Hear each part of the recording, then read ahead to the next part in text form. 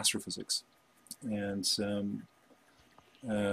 we were in contact for a number of years, and our arrangement was one of private tutorship, and I paid him a good chunk of money, but also we were also friends. We evolved into friendship, and he taught me about a number of different things. But one time he told me a story, and he also got involved with various very obscure branches of esoterica, and he got involved with heliocentric. It's called heliocentric astrology, and but he approached that subject from a very scrutinizing scientific discipline. And I knew that to be true because when I first met him, it's not that I poked fun at him, but I mean, I have a sciences background, computing sciences, and I knew that he had a robust academic background, and at the time I had a dim view of astrology, and I thought it was laughable that here you are, you have this reputation, you have all these credentials, and he had tenure at some point, from what I understand, as a senior professor at Stanford. That's not a small feat. Yeah. And I was thinking, like, what are you doing playing around with this? You'd be a laughingstock. What the heck? So he told me a story from his youth. He said that when he was very young, he'd entered a science fair of some kind, and I can't remember. I think he might have said he was like maybe 15 or 16 or something, and I don't remember what it was that he had entered. It might have been like a simple rocket engine, or he loved rockets, and he won something in the science fair. It was a big deal. It was a big, huge. I think it was a countrywide big deal.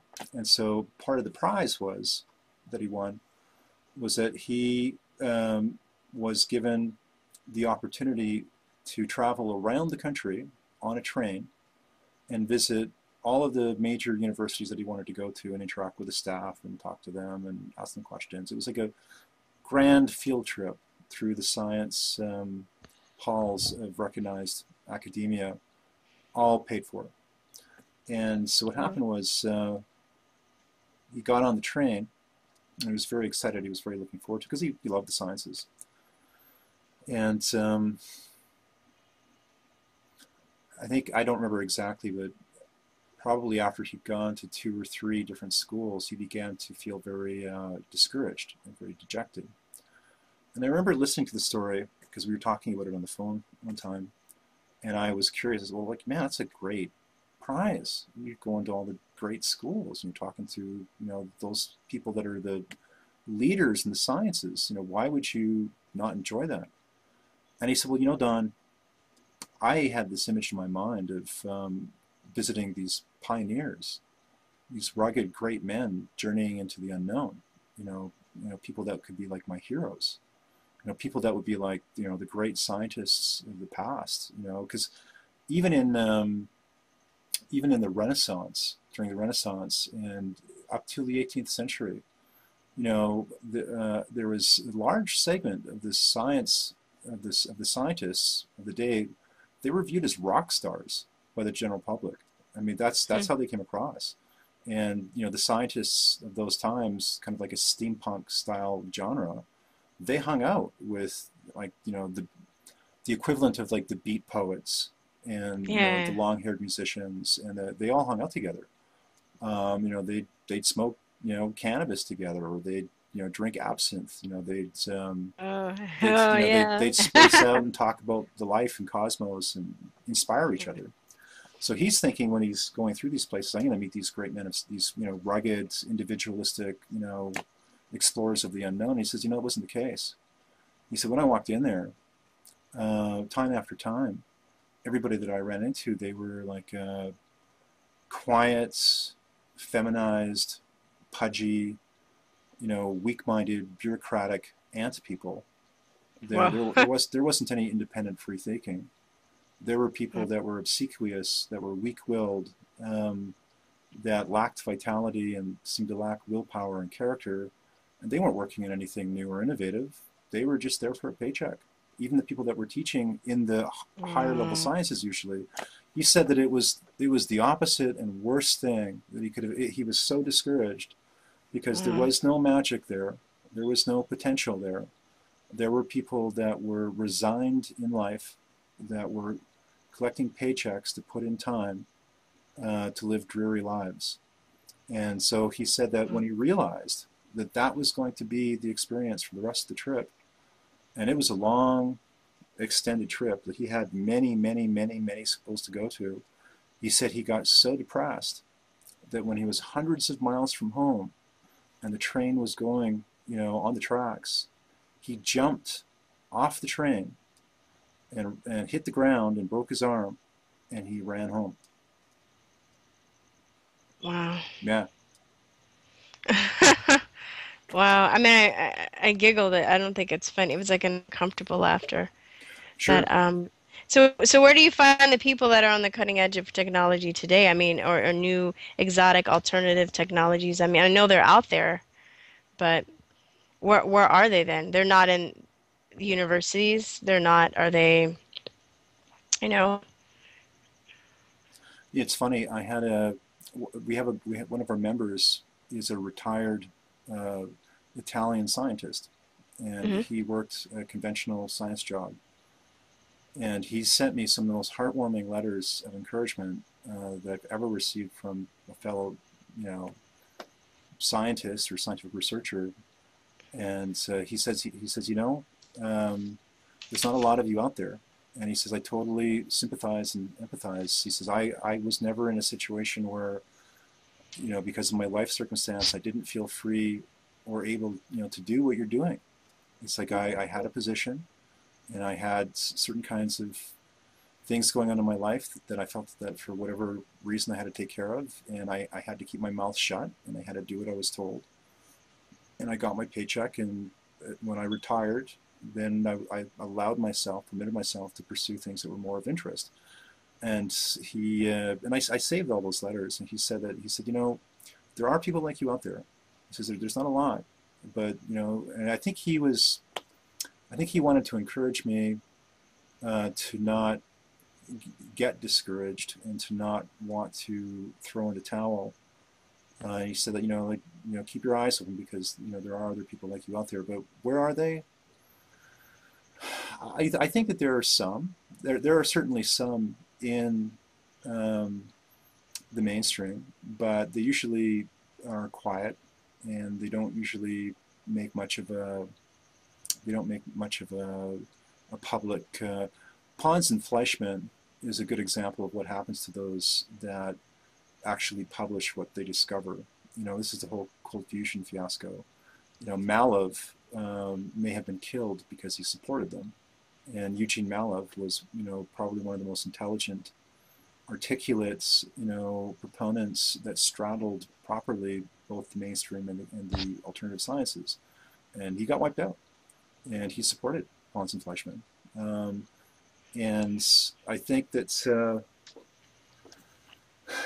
outside of the mainstream, you know, one thing I've noticed is that a lot of times if I go to a certain event, if it's especially if it's like a new age style event, um, one of the things that I run into a lot that I try to have patience with because I know that some of these people have good intentions.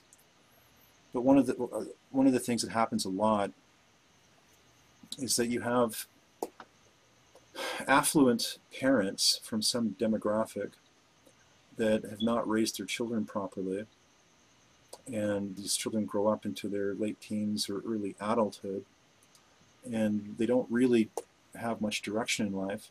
Um, they may have some good intentions someplace, but essentially they're somewhat lobotomized and pampered to the point where they're probably not really at an emotional or mental space where they can do something productive. And so what they essentially do is they look around for a costume or an archetype that appeals to their ego, that makes them feel better about themselves. And there's all kinds of these. If you go to a place like Burning Man or any kind of rave events, it's Hmm. largely populated by these people. I'm not saying that there isn't any good in that kind of a community, and I'm not saying Hmm. that there aren't any people in that venue that are really genuine and authentic.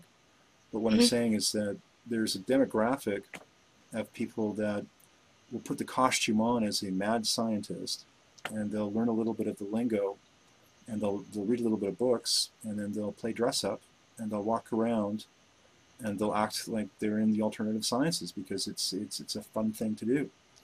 And unfortunately, in my experience, what that tends to do is, while it might be entertaining in the short term for them to be a bit of a performer and get some attention, it's extremely damaging, Yeah. to the concept of an individual who is authentically working in fringe science. And it's Yeah. also extremely discouraging for the people that are really doing the work and not getting much support to run into these people.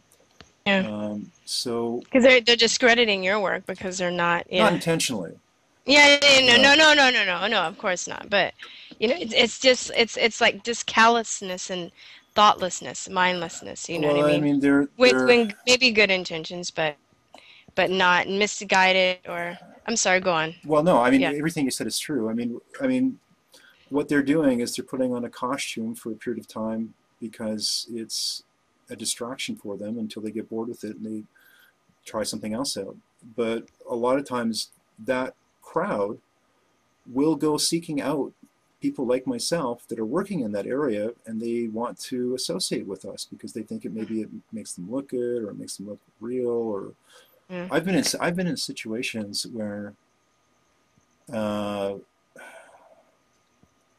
yeah, yeah, I've been in situations where, yeah, I don't even want to anyway. But but I to know where you're going with it. Yeah, you just yeah. Go on. the the I think that probably where most of these people are that are working on alternative technology, they're often in seclusion, and they're Mm. often not public, and they don't usually have a public following. Um, and any of them that have a following, usually the following is somewhat quiet and private. When I first started off, um, I was part of an online community, and back then it was before the internet. It was all BBS. There were hundreds of us that would communicate, and it was somewhat underground. And we knew who each other were, and we shared information, but we didn't talk to the public about it much. And I think that's probably where a lot of this work is going on. And if there are events and festivals and fairs that occur even throughout the states where some of these people will go to, and you'll see them congregate. The ones that are the really good ones and the really authentic ones don't get much media coverage. They don't get much press coverage. Mhm. Well, of course, because the people Yeah, that own the media don't want no, don't want people to know about it, no. of course.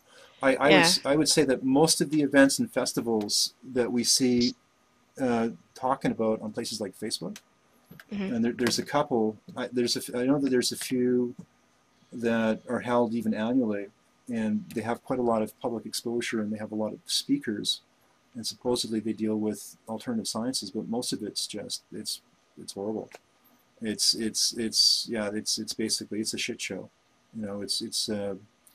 It's the it's superficial pop for the masses with very little substance.